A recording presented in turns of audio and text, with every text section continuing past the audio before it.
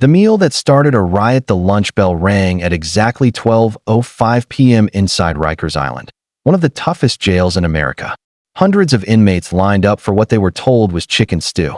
But the moment the lids were lifted from the trays, something went terribly wrong. A foul, sour smell filled the air, thick and rotten, like spoiled meat left under the sun. One inmate gagged. Another shouted, "Yo, what is this trash?" And then, chaos exploded. Metal trays hit the walls. Voices roared. Guards rushed in trying to stop the madness. Within seconds, the entire cafeteria turned into a war zone. 3 inmates were injured. One was taken to the infirmary, and the kitchen was locked down. But this wasn't the first time prison food had caused trouble here. This time, it was different. Because what they found inside those trays, and what the investigation uncovered later, would shake the entire prison system. To understand how prison food got this bad, we need to go back. Back to the people who cook it, the companies that profit from it, and the forgotten men who have no choice but to eat it. This isn't just about bad food. It's about survival. The first complaint a week before the riot, in the same block at Rikers Island, an inmate named Marcus Dean noticed something strange about his dinner. The beans were cold, the bread was hard as rock, and the chicken had a greenish tint that caught the light. Marcus had been locked up long enough to know bad food was normal. But this time, it smelled worse, like it had been sitting for days. He called over a correctional officer and said, "Man, this food's gone bad." The guard just laughed. "Eat it or starve. Your choice." That night, Marcus got sick. So did 5 others from his block. They spent hours throwing up in their cells, begging for help. The nurse came late, handed out a few painkillers, and walked away. No report. No questions. The next morning, Marcus wrote a complaint, one that would later become part of an investigation. But inside Rikers, complaints rarely left the walls. The papers vanished, the guards kept quiet, and the kitchen kept cooking. Days turned into weeks, and things only got worse. Meals came half-frozen or burnt. Some trays had mold growing under the bread. A few inmates began saving scraps of the spoiled food as proof. Then one morning, a kitchen worker named Luis decided to speak up. He'd been working behind those serving lines for months, seeing what really went into the food. The meat came in boxes labeled, "Not for human consumption." Sometimes, it arrived already thawed and dripping. He said he'd warned his supervisor more than once, but no one listened. Luis told Marcus quietly one day, "They don't care, man. As long as it looks like food, it goes on the tray." That's when Marcus realized this wasn't an accident. It was routine. Cheap, dirty food feeding thousands of men every single day. And just 1 week later, that routine would push the entire prison over the edge, straight into chaos. Inside the kitchen, the prison kitchen was supposed to open at 4:30 every morning. By that time, steam should have been rising from the giant pots, and breakfast trays stacked neatly for delivery. But on that morning, the air was heavy with silence, and the stench of old grease and spoiled meat filled the room. Luis, the kitchen worker, walked in first. He noticed flies around the storage bins. Some of the bags of rice had holes chewed through by rats. In the corner, a tray of raw chicken sat uncovered, turning gray. He looked at the label again. Not for human consumption. It wasn't the first time he'd seen it, but something about this box made him pause. The delivery date was 3 months old. He told the kitchen supervisor, "We can't serve this. It's rotten." The supervisor barely looked up. "We're already short on food this week. Cook it slow, cover it in sauce. No one will know." Luis hesitated. He knew what that meant. They were going to serve the spoiled chicken for lunch to hundreds of inmates. If he refused, he could lose his work privileges, maybe even face punishment.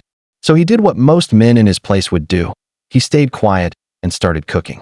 By mid-morning, the steam tables were filled, the trays lined up, and the doors opened for serving. Marcus was one of the first in line. He looked down at his tray, the same watery stew, the same smell of rot. He shook his head and said, "Not again." But this time, something in him snapped. He turned to the other inmates around him and shouted, "They're feeding us garbage. You smell that?" Voices started rising. Guards moved closer. Luis, watching from behind the counter, could feel the tension building. And then, it happened. Someone threw a tray. Another followed. The entire room erupted. Screams, shouts, fists pounding on metal tables. The food riot at Rikers had begun. The lockdown, the riot didn't last long, but but the noise did. For nearly 10 minutes, the cafeteria echoed with shouts, metal clanging, and the sound of boots pounding the floor. Then, the sirens blared. Dozens of guards stormed in, shouting for everyone to get down. Pepper spray filled the air. Inmates dropped to the floor, coughing and gasping. Trays and food covered the ground like debris after a storm. When it was over, the cafeteria looked like a battlefield. The smell of rotten stew mixed with the sting of spray made the air almost impossible to breathe. Marcus and the others were dragged out, searched, and thrown back into their cells. No one got medical care. No one got answers. The prison went into full lockdown. Hours passed, then days. No mail. No visits. No movement. Only cold sandwiches pushed through the bars twice a day. But behind those locked doors, word spread fast. The food had made people sick again. At least a dozen inmates had been taken to the infirmary, some with fevers, some vomiting blood. That's when whispers started about a cover-up. Someone said the warden had ordered the kitchen to destroy all leftover food from that day. Every last tray, every box, every label. Luis, the kitchen worker, saw it with his own eyes. Trays of untouched stew dumped into trash bins, boxes burned behind the loading dock. He stood there, realizing everything was being erased. The evidence, the proof, the truth. He thought about Marcus, about the men who'd gotten sick, and about how easily this could all be forgotten. But then something happened that changed everything. Late that night, Luis slipped a small piece of paper under a cell door, Marcus's cell. On it, he had written just one sentence: "I have proof." The hidden proof. Marcus sat on the cold floor of his cell, holding the note in his hand. The words, "I have proof," echoed in his mind like an alarm. For days, the prison had been under lockdown. No phones, no visits, no movement. But somehow, this note had reached him. He knew it had to be from Luis. And if Luis had proof, it meant someone on the inside had finally seen enough. The next morning, during the brief window when inmates were allowed out for showers, Marcus managed to whisper to another prisoner who worked near the kitchen. "Tell Luis I need to see it," he said. The message got passed quietly, from cell to cell, until it reached him. That night, while the guards were distracted during shift change, Luis slid something else under Marcus's door, a torn piece of a cardboard box. Printed across it were the words, "Not for human consumption, animal feed only." Marcus stared at it, realizing it was the same label from the boxes of meat they'd been eating for months. This was the evidence, the truth they needed. But how could he get it out of Rikers without being caught? 2 days later, a volunteer from a local prison rights group visited the block, collecting health complaints. Marcus took a risk. He slipped the label inside the folded paper of his report and handed it to the volunteer. If it worked, the outside world would finally know what was happening inside. If it didn't, both he and Luis would pay the price. That night, as the cell lights dimmed, Marcus heard keys rattling. 2 guards stopped outside his cell. "Dean, you've got a visitor tomorrow," one of them said, grinning. Marcus felt a chill run through him. He hadn't requested one. Something wasn't right. The unexpected visitor morning came cold and gray. The guards opened Marcus's cell and told him to follow. His stomach twisted as they led him down the hallway toward the visitor room. He wasn't expecting anyone. No family. No lawyer. So who was waiting for him? When he entered, a man in a dark suit sat behind the glass. He wasn't smiling. The guard said, "You've got 10 minutes," and stepped away. The man leaned closer to the microphone. "Marcus Dean," he said quietly, "you've been passing notes about prison food, haven't you?" Marcus froze. His hands tightened. "Who are you?" The man didn't answer right away. Instead, he pulled out a folder and flipped it open. Inside was a copy of Marcus's health complaint, the one he'd given to the volunteer. The label was gone. "Listen carefully," the man said. "Whatever you think you found, you didn't. You keep quiet, you finish your time, and you walk out of here alive." Marcus leaned forward. "You threatening me?" The man smiled faintly. "No, I'm keeping you safe." Then he stood up, closed the folder, and left the room. The guards brought Marcus back to his cell. His mind was spinning. The volunteer must have handed the paper to the prison administration, not the media. That meant someone high up now knew what he and Luis had done. That night, Luis didn't show up for kitchen duty. Word spread fast. He'd been moved to solitary for questioning. Marcus realized the system wasn't just hiding bad food. It was hiding the people who dared to speak up about it. He sat on his bunk, staring at the walls, knowing he was next. And just after midnight, the sound of boots echoed down the hallway, stopping right outside his cell. Silence. The echo of boots stopped outside Marcus's cell. Keys turned. The door opened. 2 guards stepped in without saying a word. "Hands behind your back," one ordered. Marcus obeyed. The cuffs locked tight around his wrists. He could feel his heart pounding, but he didn't resist. They led him out quietly, down the long corridor toward the lower levels, a place inmates called the hole. No one spoke. The hallway lights flickered. The deeper they went, the colder it got. Finally, one guard opened a steel door. Inside was a small, dark room. No bed, no toilet, just concrete and a drain in the floor. Marcus looked around. "Why am I here?" he asked. The guard gave a short smirk. "You talk too much." Then the door slammed shut. Hours passed. No food. No sound. Just the buzz of the dim light above his head. Marcus knew this was payback. For the note. For the complaint. For trying to tell the truth. He sat on the floor, knees pulled to his chest, thinking about Luis.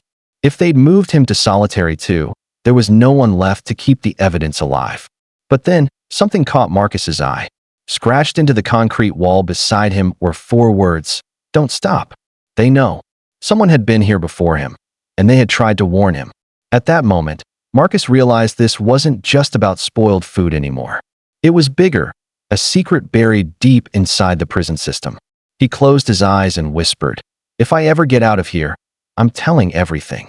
But outside his cell, the guards were already planning their next move, and one of them held a folder with his name on it.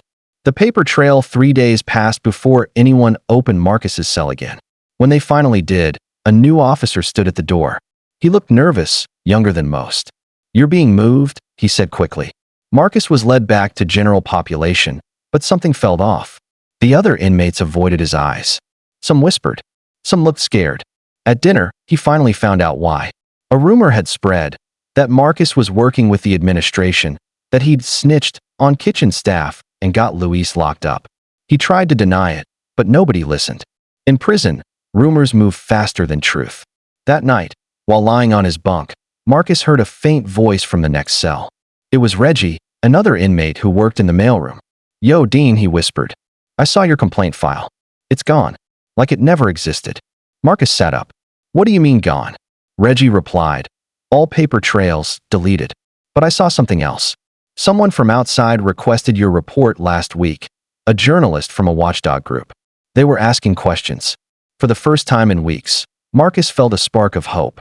Someone out there might have the copy he sent through the volunteer. The truth could still be alive.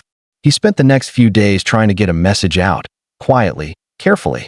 He convinced a guard who sometimes smuggled letters to sneak one through, offering him a few packs of cigarettes in return. The message was short: Rikers food cover-up. Inmate sick. Proof destroyed. Need help. The guard folded it, nodded, and walked away. Marcus didn't know if he'd ever send it, but it was his only chance. That night, he lay awake, listening to the hum of the lights. Then suddenly, the power went out. Everything went black. From somewhere in the darkness, a voice whispered, "You should have stayed quiet." The blackout. The lights stayed out for almost 2 hours. No sound. No guards. Just silence and darkness. Marcus sat on his bunk, every muscle tense. The words from the darkness echoed in his head. "You should have stayed quiet." He didn't know who said it. Could have been a guard, an inmate, or someone sent to scare him. But one thing was clear: his message had been intercepted. When the lights finally flickered back on, Marcus looked around.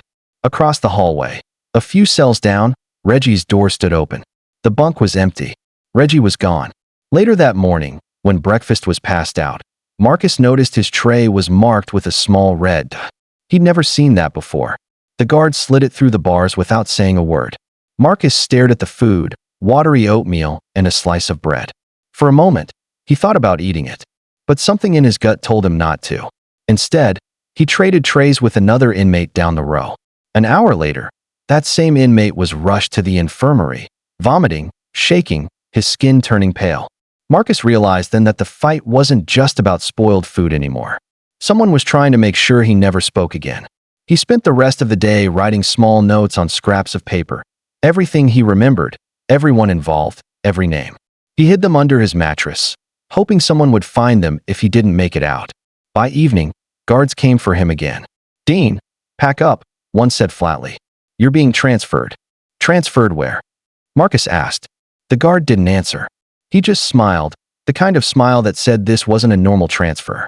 As they cuffed him and led him down the corridor, Marcus looked back one last time. Behind him, the cell door closed slowly, sealing away the only evidence he had left. The van door slammed shut behind Marcus. He was chained at the wrists and ankles, sitting in the dark with two other inmates who said nothing.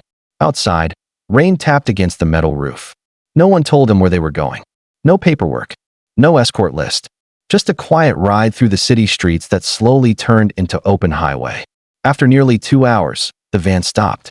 When the doors opened, the first thing Marcus saw was a sign through the mist: Upstate Correctional Facility.